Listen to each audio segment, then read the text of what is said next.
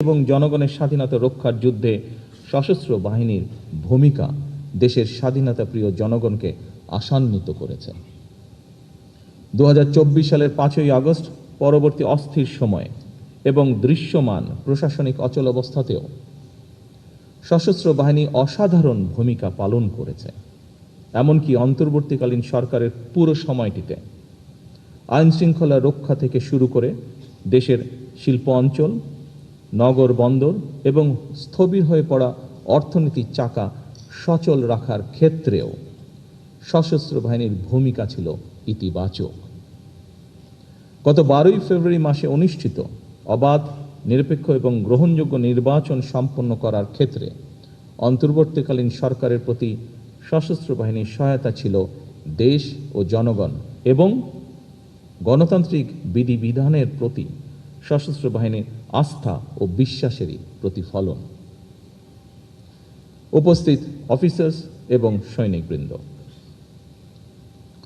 দীর্ঘ 18 বছর পর গত 26শে মার্চ নির্বাচন পরবর্তী গণতান্ত্রিক বাংলাদেশের 55তম স্বাধীনতা এবং জাতীয় দিবসে সাড়ম্বরে অনুষ্ঠিত হল রাষ্ট্রীয় কুচকাওয়াজ। অত্যন্ত সুশৃঙ্খল, পরিপাটি ও নজরকাড়া প্যারেড এবং প্রদর্শনীর জন্য আমি আপনাদেরকে বিশেষভাবে ধন্যবাদ জানাতে চাই। শৃঙ্খলা ও পেশাদারিত্বের এই অনন্য বহিঃপ্রকাশ কেবল সশস্ত্র বাহিনীর গৌরবই বৃদ্ধি করেনি, বরং দেশবাসীর সামনে দেশপ্রেমে উজ্জীবিত সুসংগঠিত সশস্ত্র বাহিনীর সাহসী প্রতিচ্ছবি তুলে ধরেছে, যা দেশবাসীকে করেছে গর্বিত।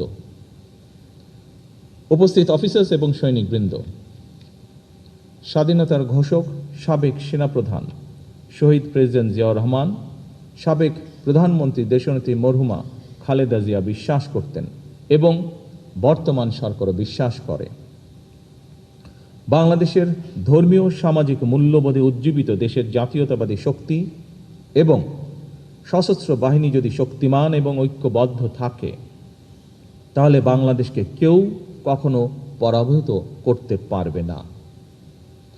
সশস্ত্র বাহিনীর আধুনিকায়নে স্বাধীনতার ঘোষক শহীদ রাষ্ট্রপতি জিয়াউর রহমান কিংবা সাবেক প্রধানমন্ত্রী ভূমিকা, দেশনেত্রী খালেদা জিয়ার ভূমিকা এবং গৃহীত পদক্ষেপ সম্পর্কে আপনারা সবাই কম বেশি অবগত আছেন।